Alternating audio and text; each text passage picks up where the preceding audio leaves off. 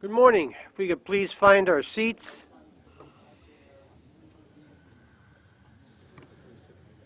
Meeting of the New York City Transit and Bus Committee is for October. It's called to order. Are there any public speakers? Good morning, Mr. Chairman. We have two public speakers. First speaker is David Kupferberg.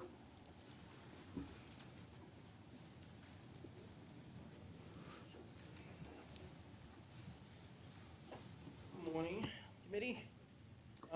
Attached in the back, I have a mock memorandum as if I was a special advisor to Chairman Prendergast. It was as part of an assignment from my urban studies class last semester. I'm sure you get a kick out of it. In that, I have said that I have a high degree of respect for the service planners. They interact with the public during the various studies. The problem was, and what I didn't write in that mock memorandum, is that the problem is that they're only doing incremental changes when the changes should be more comprehensive. The B13 is one example. In 2002, the routing was extended while the B18, which operated via Cypress Avenue and Cypress Hill Street, was eliminated. Based on NYCT's own estimates, the eliminated portion represented 90% of the B18's ridership, yet it was done anyway despite overwhelming opposition. Now it's being straightened in Ridgewood. It's a positive step, but it's not enough. I think that a wrong that occurred 13 years ago should be righted. Here's what should be done. Operate the B13 via Cypress Avenue and Cypress Hill Street. Operate the Q39 via Fresh Pond Road and the current B13 routing to the J train at Cypress Hills. Extend the B52 to Fresh Pond. Break up the Q38. The Q38 would take over the current Forest Avenue portion of the Q39.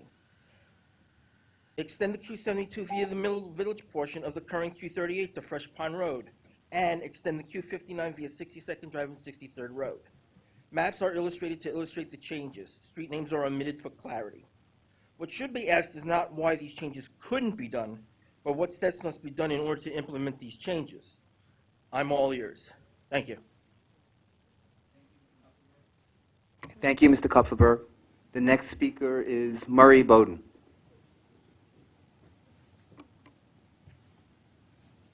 Good morning. I'd like to introduce myself. I'm the new Murray Bowden. Not the same Murray Bowden I was the last time I was here. As the world has changed, I realized I have to change. The way I do things is different. My respect for the rules is absolute.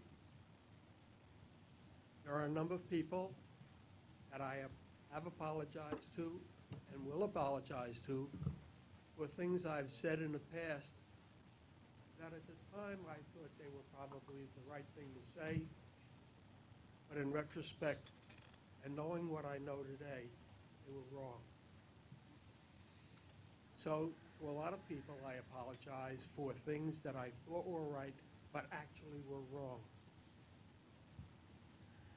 There are a lot of people who are helping me move forward and look at things differently. We're in a very flexible world.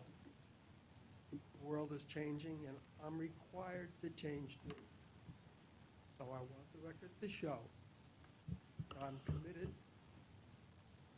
to doing things in a flexible way and in a way that promotes the interests of our economy, my family, and others.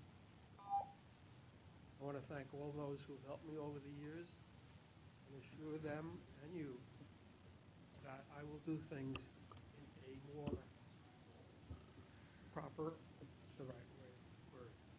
Thank you. Thank you, Mr. Bowden. That was the last speaker. Thank you, Mr. Marino. With respect to the minutes of our last meeting in September, are there any changes? If none, may I have a motion to approve? Second, all in favor? The minutes of the September meeting are approved. Are there any changes to the work plan? There are no changes to the work plan. Well, thank you, President Ferrara. Now I'll ask you to begin the operations report. Thank you, Mr. Chairman. Good morning, ladies and gentlemen. There are no changes to the work plan, but I'd like to point out to the committee members that there are special reports and presentations today, most notably on the MetroCard and MTA Homeless Outreach, and New York City Transit Bus will be doing a presentation on safety. With that, I'd like to pass it on to our subway operations report to Joe Leader. Just in time for the bells. Thank you. For August 2015, Subway's 12-month system-wide weekday weight assessment was 77.9%, down 0.9% from the 12-month period ending August of 2014.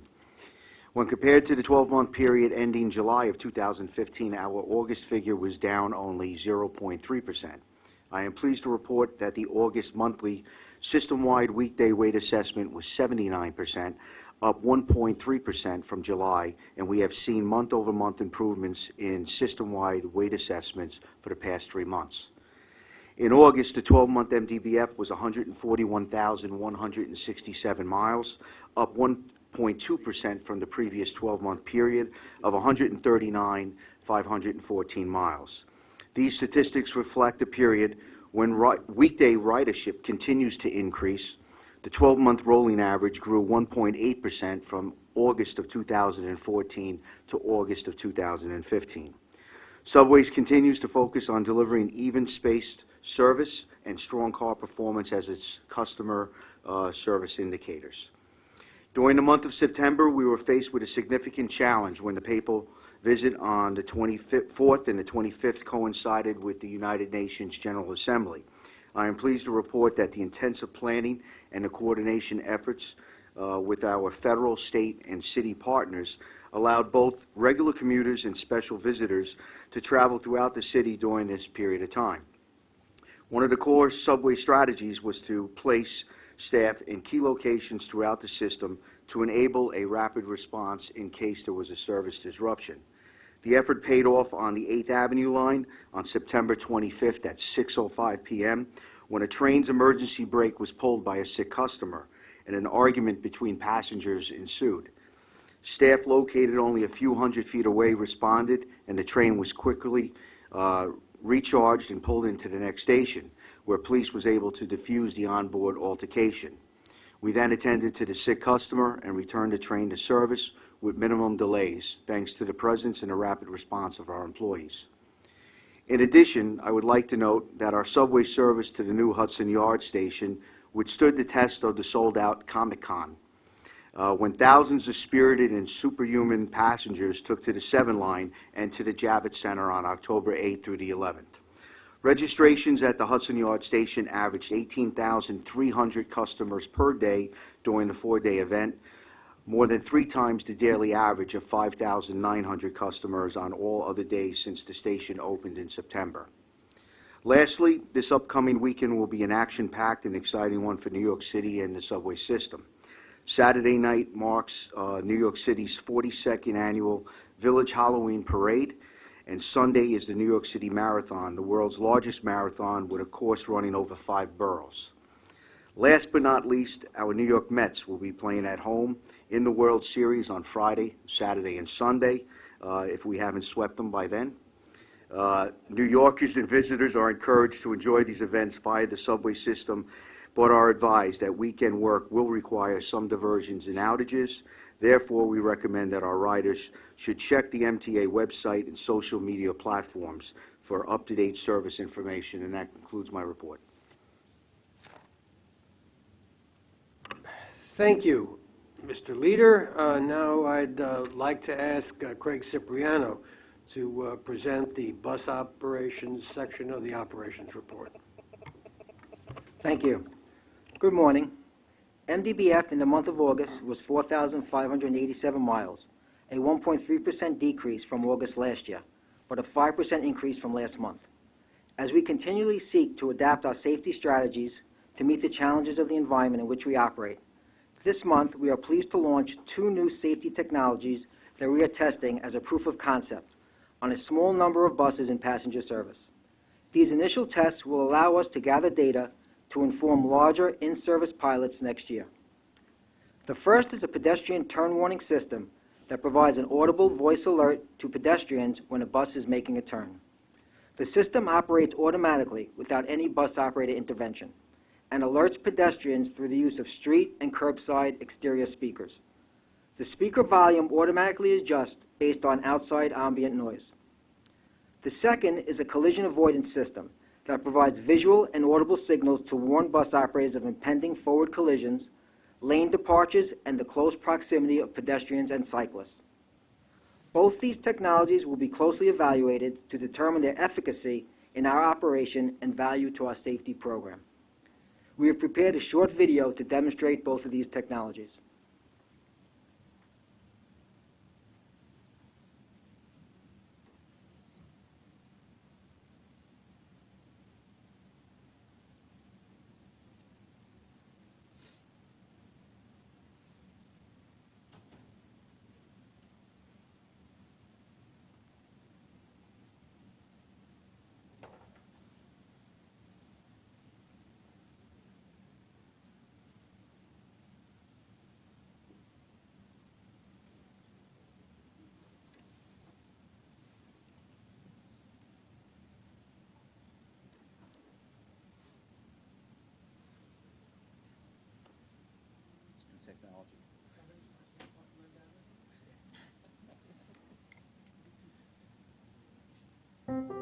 New York City is one of the most challenging operating environments in the world for bus operations. We move 2.5 million people a day across 54,000 trips, and it really provides a tremendous amount of challenges for the safe and efficient operation of our buses. Our bus operators really do a tremendous job towards providing a really safe and efficient product. But towards that end, one of our core values is to use technology to improve on our safety, improve on our customers' experience, and to improve on the way we manage bus operations. I'm Craig Cipriano, Executive Vice President of MTA's Bus Operations. Today we just want to introduce two new technologies in regards to our safety program, a pedestrian turn warning system and a collision avoidance system. As part of our continued collaboration under the Vision Zero program the city has put forth, we keep moving forward on our three-pronged approach to safety under Vision Zero, namely engaging and training our bus operators, engaging our stakeholders of pedestrians, cyclists, and thirdly, use of technology and street re-engineering to make our environment more safe. Operating in New York City really is a harsh and a challenging environment, but over the last 20 years we've reduced our collisions per million miles down approximately in half. And the way we've gone about doing that is really engaging and training our bus operators around the challenges in New York City. As we look forward, those challenges are really expanding. We have the proliferation of smartphones. We're in a digital world. We recognize that we have to share our right-of-way with other modes of transportation, namely cyclists. And towards that end, we really believe that technology provides another avenue from which we could improve our safety. Caution, bus is turning. Caution, bus is turning. Caution, bus is turning. Pedestrian turn warning system is especially exciting because it tells our customers and our pedestrians outside the bus in a clear, audible announcement that the bus is turning when the bus makes a right or a left-hand turn. The announcement itself can be tailored so that if it's a noisy street, the announcement is much higher in volume. If it's a quiet street, the announcement is appropriately quiet. The collision avoidance system is also a very exciting project because it helps our bus operators be warned before the bus has a potential for a collision on the road. We have sensors in the front of the bus and to the sides of the bus, and essentially the sensors monitor pedestrians, cyclists, and obstacles in and around the bus to make sure that the operator gets a fair warning if there is a potential for a collision. We have the pedestrian turn warning system on 4 buses right now in a proof of concept capacity, and the collision avoidance system on 2 buses, again in a proof of concept capacity. The aim is to run these buses, test the system, make sure that the system works as designed before we expand to a larger pilot to about 100 buses. In regards to safety, you always have to believe in the mantra of continuous improvement. Regardless of the improvements you make on a day in and day out experience, you really want to drive down your numbers to 0. Towards that end, we're continuing to engage our bus operators, continuing to engage our stakeholders, namely pedestrians, cyclists, autos, all of which we share our right of way. But until we get to 0, we won't be satisfied. New York City is one of the most challenging operating environments in the world for bus operations. We move 2.5 million people a day across 54,000 trips, and it really provides a tremendous amount of challenge. Ask you a question? Sure. Does this system take into account the speed of the vehicle? Absolutely. So it takes the distance from the There's possible target and the speed the vehicle is traveling? Right. So there's algorithms that run behind the scenes that take all that into account. Absolutely. Yeah. Okay. Moving ahead, I am pleased to inform you that this month we broke ground for the new bus command center. Our existing command center will be replaced with a new 39,000 square foot state-of-the-art facility. Importantly, it will house the necessary infrastructure to operate the new digital bus radio system, which will replace our outdated analog radio equipment and improve communications. Finally, we can never acknowledge enough the great work the men and women of buses do, particularly our bus operators who are on the front line. They are the face of our operation, and through their efforts, we safely and reliably move 2.5 million people every weekday. This month, we identified 3 bus operators whose records over the last 5 years stand out for special recognition, specifically in the areas of safety, attendance, and customer service. The operators who were recognized formally at our recent rodeo dinner are Mr. Eric Navarez, with 11 years on the job, operating at a Casey Stengel depot. Mr. German Torres, with 13 years on the job, out of LaGuardia Depot, and Mr. Kurt Clark, with 14 years on the job, operating out of East New York Depot. They are truly great ambassadors for bus service in New York. That completes the bus operations report. Mr. Cipriano, are there any other questions or comments? Then we're ready to hear from Cheryl Kennedy in the safety report. Good morning. Subway customer accidents and injuries decreased when comparing July 2015 with July 2014 and were flat on a 12-month basis. Subway fires decreased in August 2015 compared to August 2014 and increased on a 12-month basis. All fires in August were lower average severity.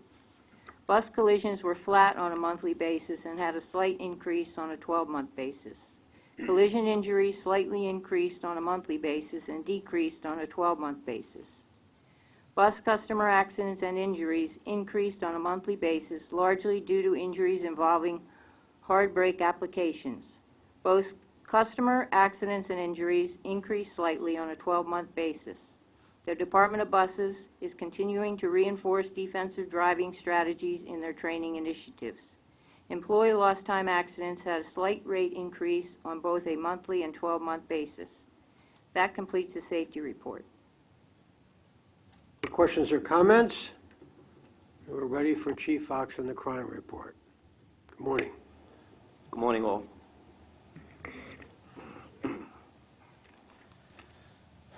I'd like to begin by thanking everyone for your thoughts and prayers and support after the tragic loss of Officer Randolph Holder. Randolph played a big part in keeping the city safe. We're grateful for him, and we'll mourn his sacrifice. Tomorrow is the wake, as everyone probably knows, and Wednesday's the funeral. Through September of this year, total major felony crime was up 8% within the transit system. Keep in mind, with the substantial reductions in crime last year, to date, there are 119 less felonies when compared to the same period in 2013.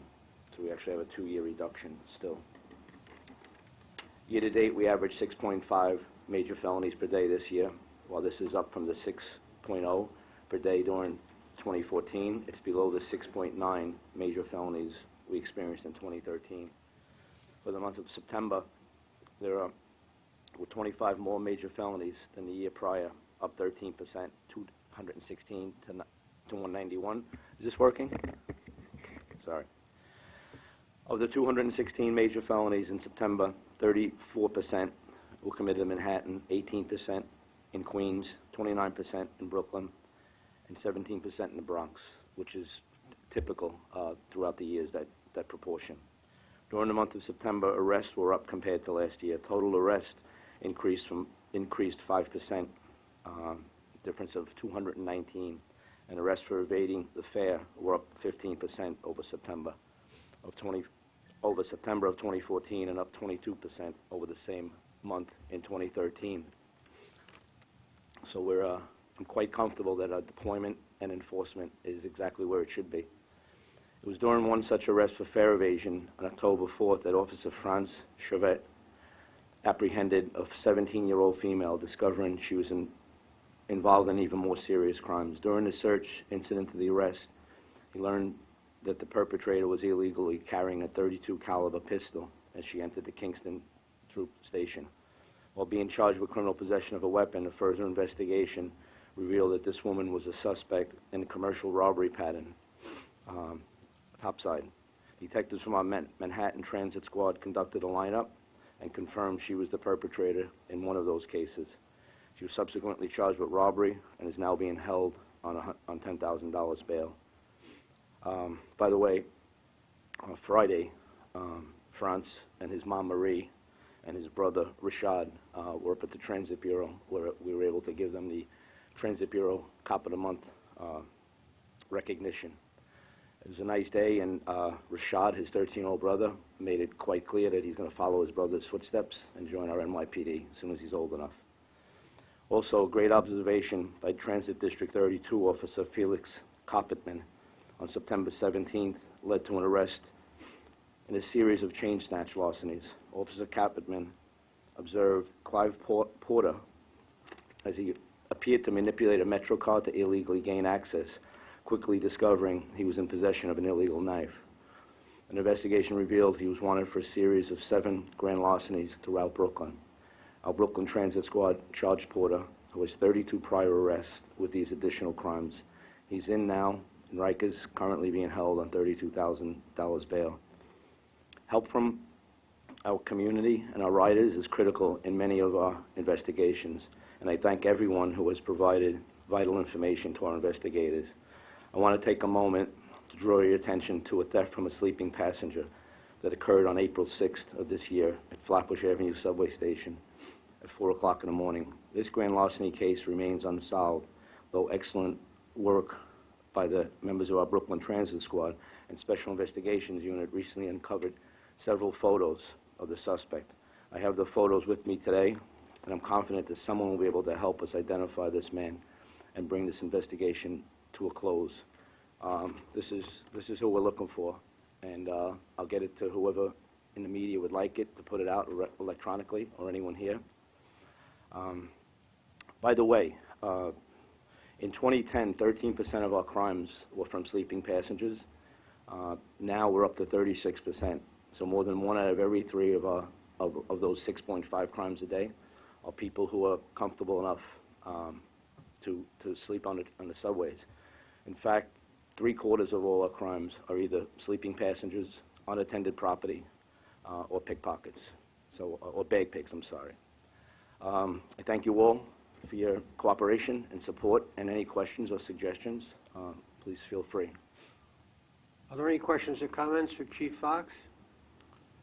Thank you very much. Oh, I'm sorry, Mr. Albert. I assume we're going to get into later in this discussion, the presentation on the homeless aspect and what's happening in the train. So I assume we should hold questions relating to that. Why don't we deal with them right now? There's a presentation coming up, I believe. I got to be honest with you, Andrew, it's not a presentation.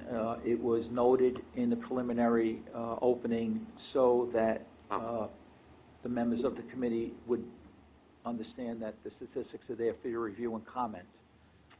Okay, then, while we have the chief here, in the information that we received, it mentions that there's a problem dealing with the homeless because they've paid their fare.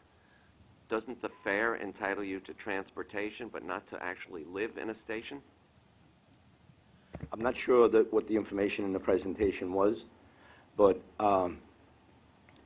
somebody doesn't pay a fare, obviously we arrest them. But if we see a homeless person on the subway, on the train, we don't might necessarily know how long they've been on that train, but we absolutely discourage and take down anything that appears to be an encampment. Well, if property is left where somebody wants to sleep, like cardboard boxes, we pick those up. I've had some communication with Captain Coates of Transit District 1 about this woman who has 20 tremendous bags around her and has for months been on the uptown platform of the 66th Street number 1 station. The captain said, you know, he's offered her all kinds of assistance, has actually removed the belongings, but they're back again. So when it's obvious that someone's living in a station and not in the station for transportation purposes, doesn't that empower us to mandatorily remove them, or is that just a never-ending battle? Like I said, if it's something where they create somewhat of an encampment, you know, laying their bags down, and we'll move that property. But if somebody's sitting upright on a train, we really don't know how long they've. And I was in that email loop with Captain Coates, and if she's back, please send me another email, include me, or him and CC me. All right. She's been back. Yeah. Well, I'll just mention that to him. And, you know, it's obviously not a healthy situation for the homeless person either, with all the rail dust 24 hours a day and you know, people doing odd things at all hours to the person. So it's just not a good situation. It's a challenge, but as I reported last month, are actually, I'm very happy with the indicators as far as more people taking service, more people removed from the system appropriately. There's more collaboration with the mayor's office and BRC. They've gone from 15 experts to up to 60 plus, as well as mental health professionals that can make those removals, just as you had mentioned, where somebody's obviously in danger. Commissioner, I'm Yes. Judy Walker. I'm Director of Emergency and Operations Support for MTA. We oversee the BRC contract with New York City Department of Homeless Services. I know the client that you're speaking about, and she is someone who both the police and BRC communicate with regularly. BRC cannot involuntarily remove her. They offer her services on a regular basis. I know it seems frustrating that, you know, they talk to her several times a week probably, and she, at this point, refuses to accept services, but they continue to try, as do the police. And, you know, we do have case histories of people who have been living in the system and on the street for 20 years, and all of a sudden something clicks, and they'll agree to accept services. So we keep working, you know, even with people like that who are long-term chronically homeless, to try to encourage them to accept more appropriate living conditions. No, I appreciate that. I'm just wondering if there's, in the materials that we received, it made it appear as though if you've paid your fare, then anything that you do from there on, if it's, you know, apparently obviously not something really illegal, but I thought that you had to take transportation and move along. I didn't understand that you could stay there for a month at a time. No, but like she had said, you know, we're constantly engaging her, and if she does something illegal, then we'll take her off. But just to give you, Mr. Albert, So Chief, so living in a station is not illegal then? we don't condone living in a station. No, the train stations are for transportation. The trains are for transportation. But just to give you, Mr. Albert, some statistics since we've really refocused this effort. Joint operations, and by joint operations I mean going out with professionals such as BRC, have increased this year to last 93%. We've almost doubled, 858 compared to 445. And the reason that's important is we find we get better results when we're out with these experts when it's not police only. So almost all of our deployment with our homeless outreach unit is with these different experts in the field. Our contacts are up 30%. Placements, this one's important, are actually up 65% fiscal year 193 compared to 117, and that's after a huge increase last fiscal year, and since we all started working better together at this. And it's very important to mention those success stories. When you said how something clicks, about a year ago now, I was on 116th Street. I was off duty in plain clothes. I was coming out of a Chinese restaurant, and a man sitting on the curb asked me for some money. So I said, "I'm sorry, I don't have cash. Would you like like a bottle of water. So he came over to the back of the truck, and I was getting a bag with a few waters. And he actually said to me, we started chatting. I asked where he's staying. He says, under the Cross Bay Bridge, Cross Bay Boulevard Bridge. And he offered to me, and he said, I took a wrong turn in life. And he was about my age, clearly homeless, clearly hasn't bathed. And so I said, people take wrong turns in life. And he said, I heard if you go to a hospital, they can put you into detox. So I said, would you mind coming across the street with me? The district was right across the street, and he did, and we walked in. We set up something so as he didn't look like he was ready that night, that he would come in the next day. He didn't come in, but they knew where he was staying and went out and convinced him on his own to go for placement. And now that this man, whose name I'll leave out, as recently as 6 or 7 months later, is with his cell phone, traveling. He'll see officers in the train system and say, tell Chief Fox and Lieutenant McEnany I said hello. So those successes are important to highlight, because especially for the experts involved, because like you had said, sometimes something just clicks, and I wish him the best, and I hope we can succeed with this woman. To your point, Andrew, let me look into what you've been discussing about paying and living in the subway. I'll work with Chief Fox. I'll work with Jim Henley on the issue, and we'll get back to you on the subject. Thank you. Is there anything further? Mr. Ballin? We had discussion of this at the commuter railroads this morning. Are you going to make any presentation today, or is this our? No, the material was put in as information items, and I'm here to answer questions. May I quickly then, please? Okay.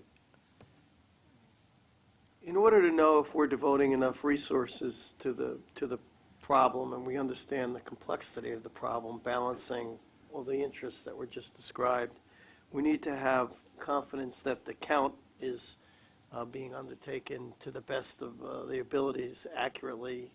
Again, it's a difficult thing to do, and we had asked the question earlier, and I thought since we had a very good discussion with very helpful answers, maybe I could get an answer for this committee, because it's very different in the subways than it is for the commuter rails.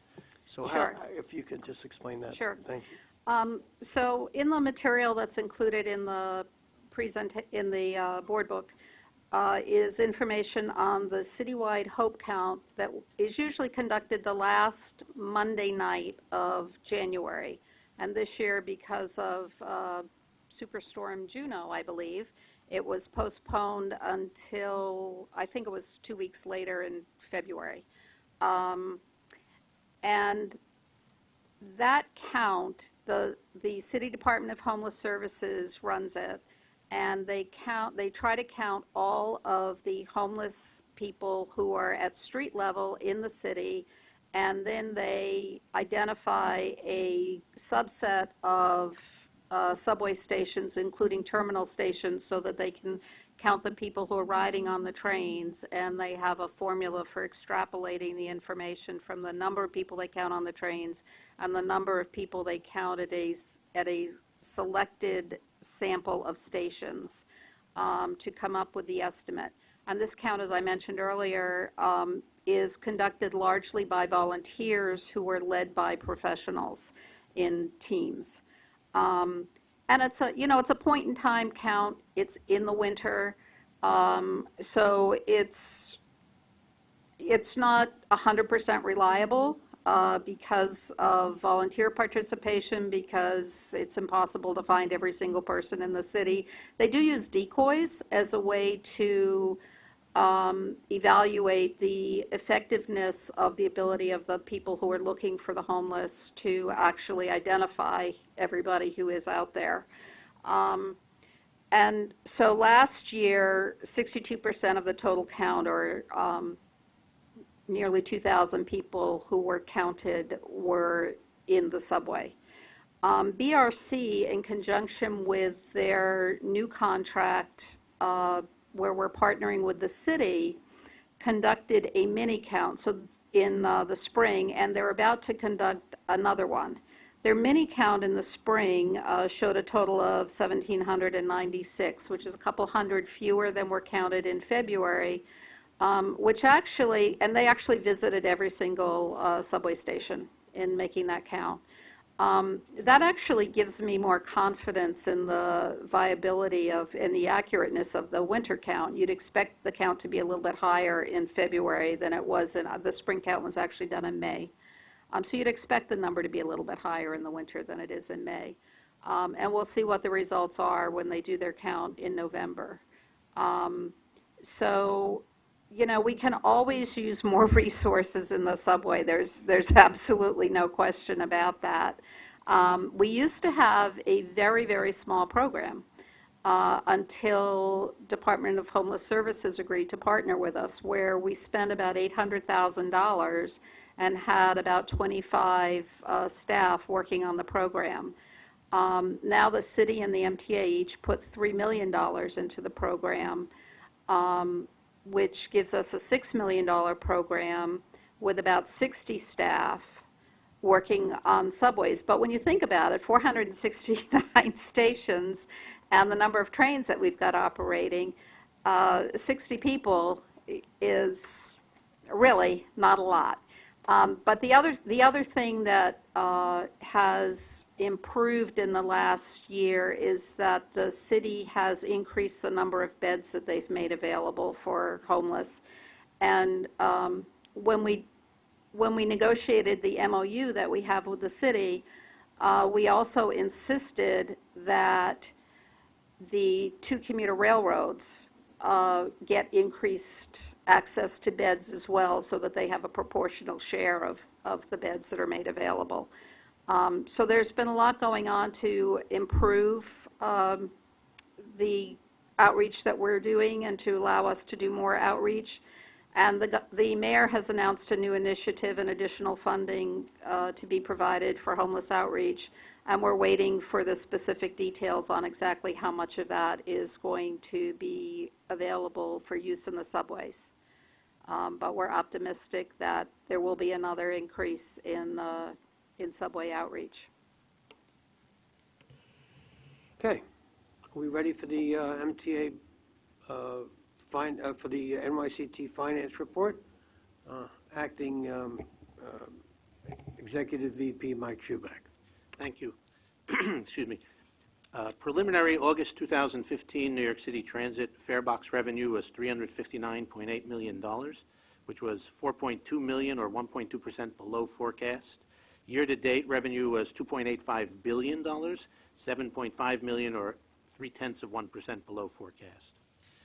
Preliminary August 2015 operating expenses were also below forecast by $16.5 million or 2.9%.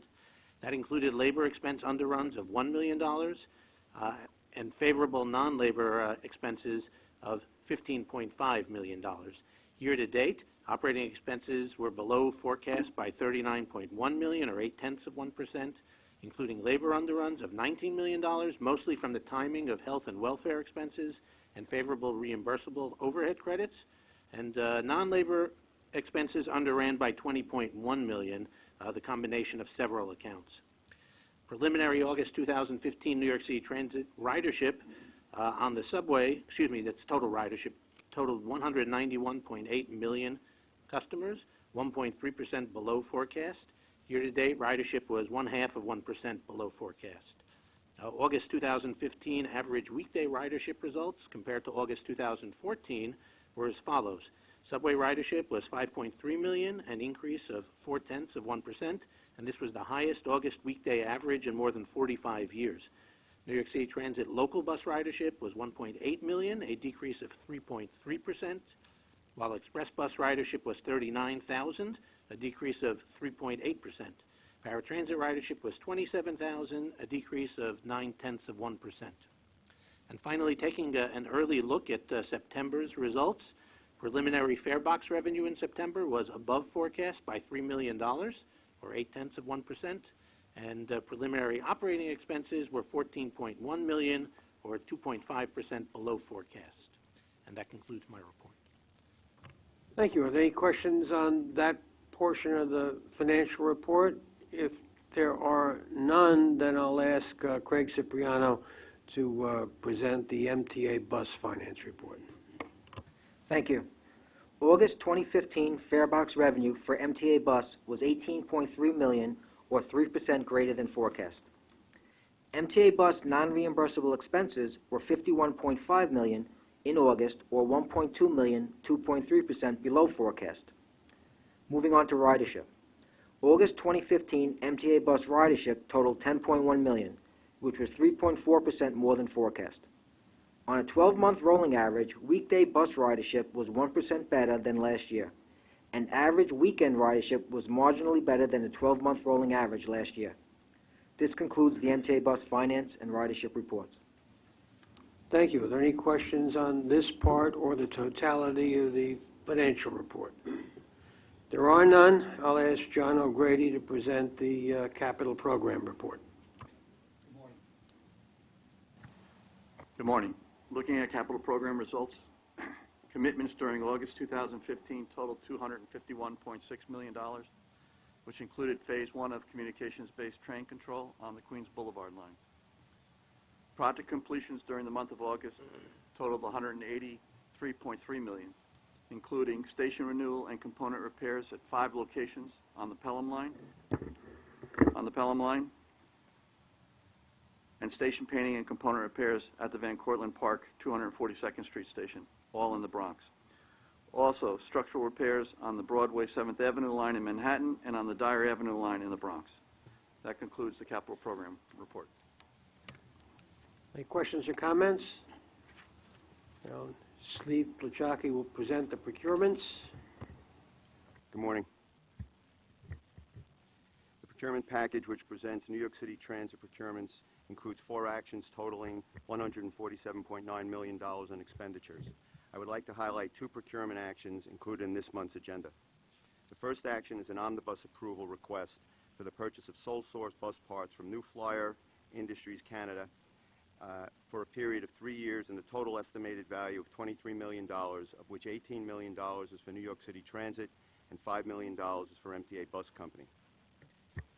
This request will eliminate the need to advertise and prepare individual procurement staff summaries for board approval for each procurement over the $15,000 small purchase threshold, therefore reducing the administrative and procurement lead times associated with these actions. The items covered under this approval will be used for normal maintenance and replenishment of inventory and non-inventory bus parts on the combined fleet of 3,452 New Flyer and Daimler buses. The combined fleet represents approximately 60% of the total New York City Transit and MTA Bus Company fleet of 5,759 buses. In late 2012, Daimler Bus North America ceased production of transit buses and exited the transit bus manufacturing industry in North America. Shortly thereafter, New Flyer acquired the exclusive license to supply Daimler aftermarket parts, including Daimler's proprietary parts design. Of the 3,452 buses covered by this request, 1,173 were manufactured by New Flyer and 2,279 were manufactured by Daimler.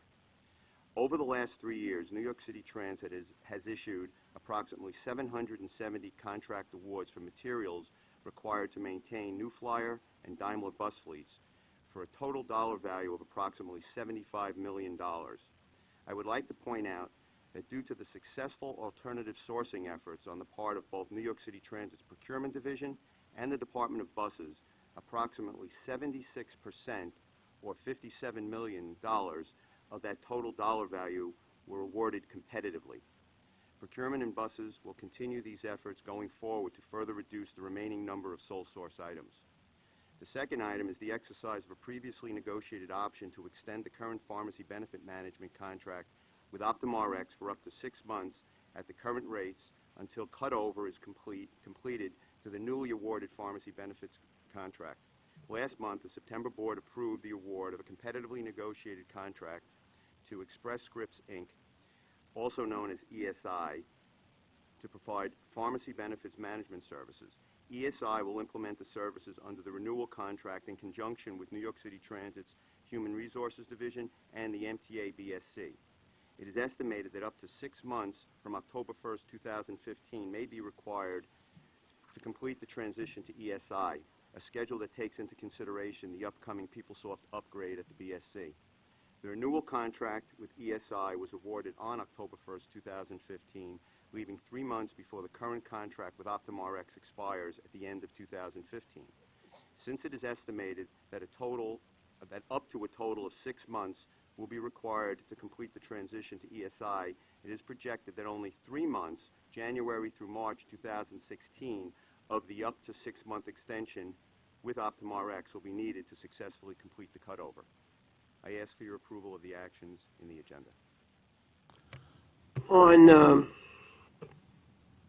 On these highlighted items, as well as the items enumerated in the board book, may I first have a motion and second? Are there any questions or comments on these procurement items? Hearing none. All in favor? The items are approved. Now I'd like to ask Peter Caffiero to discuss service changes. Thank you. As you are aware, New York City Transit reviews, evaluates, and adjusts subway and bus schedules on a regular basis to ensure that they accurately match current rider demand as required by MTA Board-approved service guidelines. These reviews are a critical part of our efforts to provide customers with the most efficient and effective service possible. This month, we are informing the committee of planned subway schedule adjustments to accommodate increasing ridership on 12 subway lines. The details of these service additions are outlined in the staff summary included in this month's agenda. Implementation of these subway schedule changes will occur with the spring pick and will cost approximately $5.8 million annually. The cost will be reflected in New York City Transit's financial plan update, which will be presented to the board next month. In addition, this month's agenda includes 2 bus service changes, which are presented for the committee's information. Firstly, the southbound M4 and Q32 routes in Manhattan will be rerouted via 37th Street in Midtown due to lane reconfigurations on 34th Street, which will prohibit all left turns from westbound 34th Street to 7th Avenue. The second change is a minor reroute of the B13 bus route in Ridgewood in Brooklyn and Queens via Gates Avenue that is being made to avoid turns in a highly congested area. There is no change in operational costs for either of these 2 bus reroutes. Before concluding, I would like to note that we'll be holding a public hearing on November 12th regarding proposed station access changes to improve capacity at 2 stations in Brooklyn, 7th Avenue on the F and G routes and Borough Hall on the 4 and 5 routes. The proposed changes were presented to the committee in July of this year for information, and the public hearing is the next step in the process of considering these actions. This concludes the service change section of the agenda. Thank you. Are there any questions or comments? Mr. Capelli and then Mr. Ballin. Yes, I'm always happy to see that we're increasing service. So thank you for the good news, since many of us have been pushing for that. I do have a question as to why we need to wait till June of next year, since we're talking about it at this point in time, and why we can't ease the public's pain by doing these January as opposed to June. These changes are changes to the work schedule and the train schedules, and they need to be implemented as part of our employee pick, which the process that's involved in that, to have all of our employees pick their assignments, is an extended process based on the contract. There's periods of review by the union and then a picking process. And our practice is always that we inform the board before we take any action in terms of starting that process. That would be, well, then there's a pick that'll be implemented early in December, and then the next one after that, and that process began last May and June, and the pick for this June is the next pick after that. So we would not be able to get this into the December pick so that they could be implemented in January? Is that? That's correct. It's a very long lead time on the subways.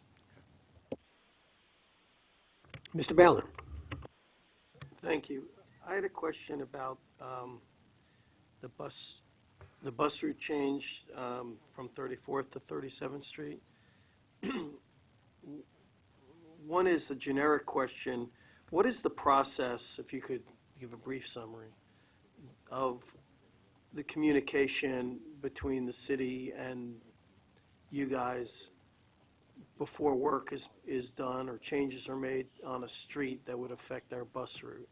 Because I assume it goes back and forth. We've had this before, particularly with the decrease in the lanes and the changing of the no lefts throughout Manhattan at least. And then that's the generic, and then the specific is, what was the study done on this specific route with respect to changing where the stops are and how the people would flow? So first in the generic question, we communicate on a frequent basis with our counterparts at Department of Transportation as they are, firstly, we're working very closely on our rollout of the select bus service route, so we're in communication with them frequently on that process, and as part of that, other issues are brought to our attention as well, and we're working with them on other issues of concern. In this case, the restrictions on 34th Street are really coming out of the long-term process of the select bus service route on 34th Street and street changes that are part of that as the capital construction work has moved towards the center of the island. There will be changes at this intersection that really would limit the ability to have vehicles making left turns there. So we've known for some time that we would need to make a change. The process of actually making the change here involved us looking between my department and bus operations at alternative streets and route paths that would work within both the existing traffic constraints in this area, the number of bus vehicles we have to work with, and things like that. So that process was conducted over the last few months as this change became closer and more something we had to deal with in the short term. So, okay, so let me try this, please. Before, I'm just curious, before work is done or changes are made on a major thoroughfare which has heavy MTA bus traffic, is there a requirement for the city to inform you before the work is committed to, or is it, what is the discussion before, or are we just reacting to what the city does? I'm just trying to understand the process. I think in this case, this is a very long-term project that we've been very closely working with them on for probably eight or 9 years at this point in terms of the 34th Street improvements. It was one of the early select bus service routes, and there were many different plans that we've worked with, some of them more aggressive than the one that was ultimately settled on with public outreach. So we've known this one for quite some time. In a general sense, we, as I said, work closely with them. There are changes that happen more quickly in certain cases, but this was a very long-term one. Is 37th Street wide enough to accommodate cars moving past the stop buses? 37th Street is 35 feet wide. It's a bit wider than 35th Street, and so it has sufficient, and that's the moving lanes through there. We looked at 35th Street as obviously the next street going that direction that was closest, but 35th Street has loading docks from Macy's, and it's a narrower street, so that's where we settled on 37th Street.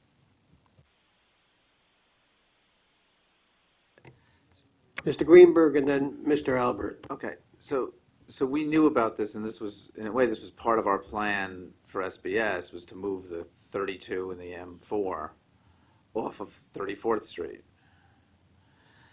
All things being equal, I think we should shy away from moving a bus off of a major street. That's where the bus should be.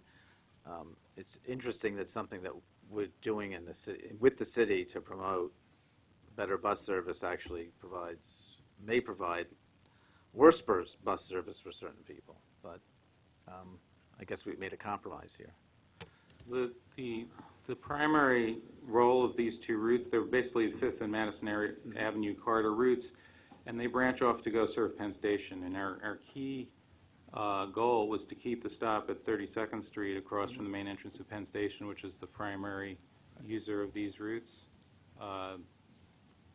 There were some people that use those two stops on 34th Street, but of course in the other direction it doesn't stop in 34th, it comes across 32nd. So its primary role is to stop at 32nd and 7th. Okay, and if I can, on the B13, the minor change in Ridgewood, do we know how many people transfer from other buses to the B13? And might be, I don't know, they have to walk a block, I suppose, at that terminal. Yeah. We do have a sense of that. The primary market for the B13 there is to transfer to the subway. Okay. And what we show is actually we'll get the stops closer to the subway at that location by having it on the other street than we are there. It's not really a major bus-to-bus route. Okay. I guess since we're asking about sort of how the city does this with the MTA, I'll jump in as well. I certainly think on this one and all others, we try and be extremely collaborative. We don't just do this without talking to the MTA. We're trying to balance, I think, a few different things here, which is, again, as Peter was saying, we've had a long-standing project to try and, the biggest challenge of bus flow in New York City is crosstown Manhattan. So, we've spent a lot of time, the two agencies, working together to figure out, and we're going to continue, I think, that work, looking at the major east-west routes of Manhattan, 125th Street, 86th Street, 34th Street, et cetera. We are overlaying that also with our Vision Zero efforts. And, the Vision Zero efforts are often where, and by the way, this is when you talk to the bus drivers who have been, for example, very unhappy about the Right-of-Way Act, one of the things they talk a lot about is how they don't like making turns, particularly left turns. So I think we're trying to combine the efforts to improve bus flow. Peter can talk about how they make their choices about rerouting, but for us, those are kind of the goals. Improving these east-west bus flows as well as looking for where we can see some real pedestrian safety gains. And that intersection is one where we've had a lot of crashes. So we're looking to do both with this maneuver. Mr. Albert. Peter, as was discussed when we were discussing that issue about 57th Street and 3rd Avenue and disallowing that turn, has any thought been, or has any discussion occurred about having the southbound turn on 7th Avenue buses only? On 34th Street, it currently is buses only. The left turns, I believe, for other vehicles were prohibited a number of years ago because of these. It's a very heavy, and I neglected to mention that, and thank you, Commissioner, for raising that. Very, very heavy pedestrian intersection. 37th Street and 32nd Street are less problematic that way. So it already is prohibited for everyone else. The issue here is the sidewalk bulb outs that will also help with the pedestrian flow would restrict through traffic. If we had buses waiting to try to make the left turn, they would be blocking other traffic. So this way it'll keep, by prohibiting all turns in that intersection, will keep the traffic flowing on the straight moves safely. Are buses waiting to make that turn primarily because of pedestrians crossing or east-west vehicles on 34th Street crossing? I believe it's pedestrians, but it could be both. I can get back to you on that question. Yeah, because you could obviously have a signal for the bus only turning and everybody else prohibited, and then, it's only the Q4, the Q32 and the M4 we're talking about, so.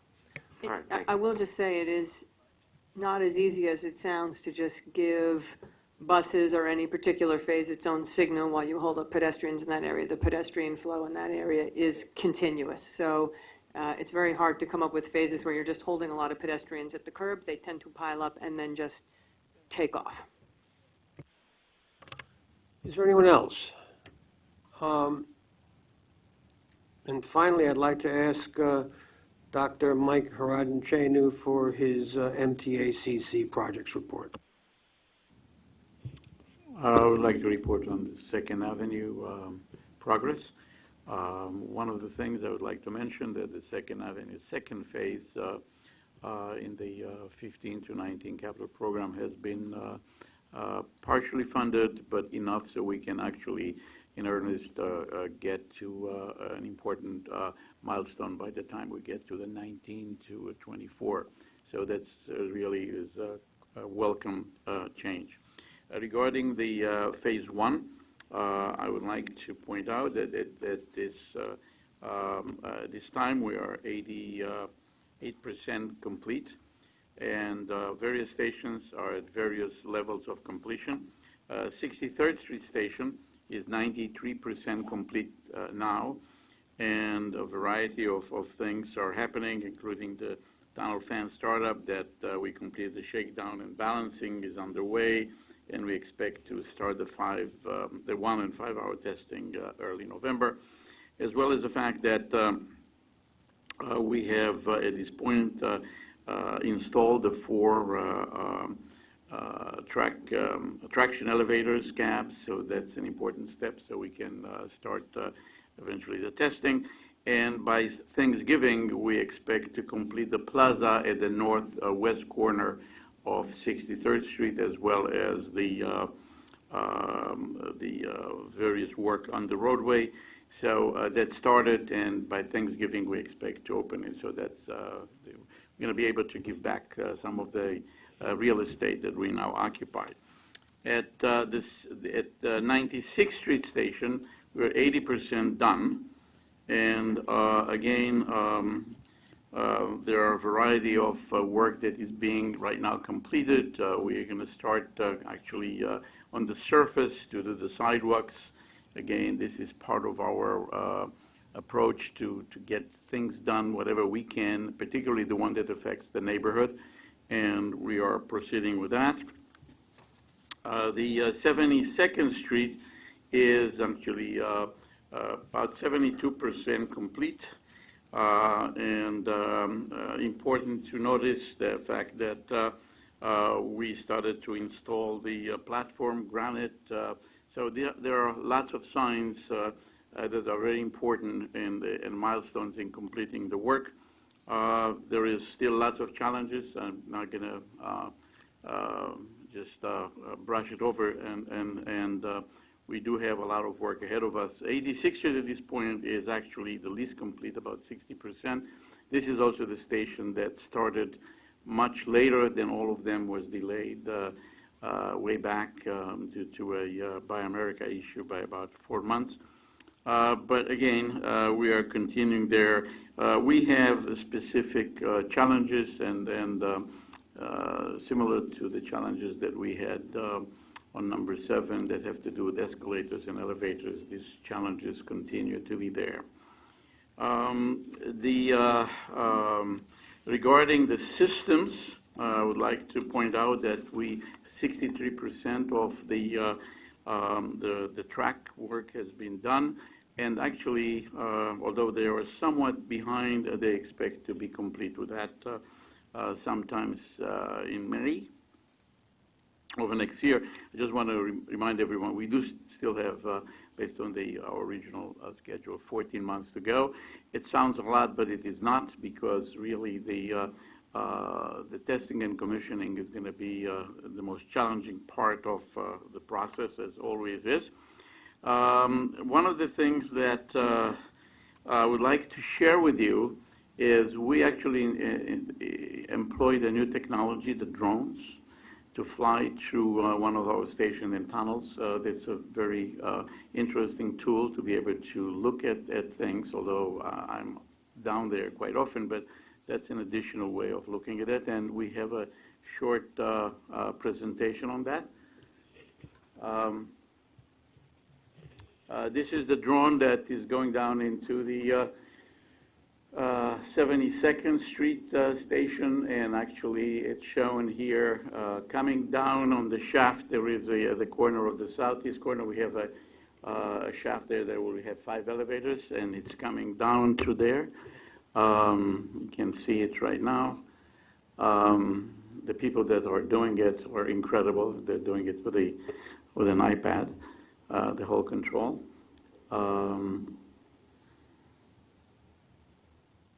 This is a view from the drone flying to the station, allowing us to see, as you can see here, we have the tiles already installed. The track is not there yet. That will be there. Now, in some stations, it's challenging, and that's important for us to know it's challenging, because if it's challenging, it means that they left a lot of garbage in the station, and that's it means that the drone cannot go through. And this is traveling south in the station. This is the 72nd Street station, and this is at the mezzanine level. You can see that the size of the mezzanine, all of the systems and that have been already installed. The escalators are the ones that are covered. This is actually the location of the elevator, and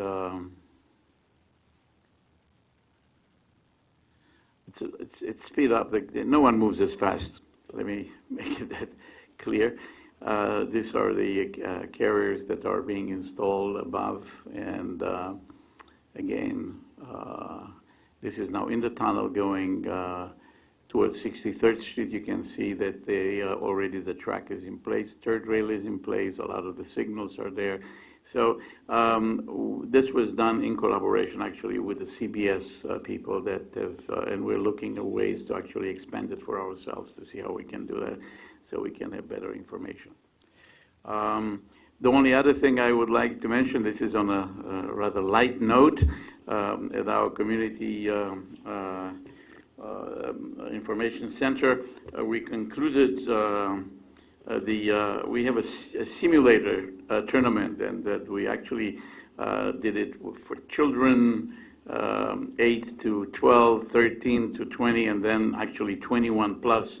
I was surprised that the winner, actually there is a winner in every category and a runner-up. They were being given various prizes by the merchants. Strangely enough, the youngest of the winners got a prize from a hair salon that he cannot use, but his mother was very happy. But that was a very interesting thing. We had 40 kids, in effect, that were very interested in doing it, and it showed an incredible number of people that came in the last few months. We right now exceeds 14,000 people visiting the Community Information Center, and we expect to replicate that when we go up north. With that, I'm concluding my presentation. Are there any questions or comments? Are there any final comments, President Ferrara? We've completed our report. Then let me simply acknowledge and thank the New York City Transit team for a re-engineered board book, which is just as, in my view, just as transparent, but much crisper, offering some very useful measures. And thank you for that effort. If there is nothing else before the committee, a motion to adjourn. Second, all in favor. This meeting is adjourned. Thank you.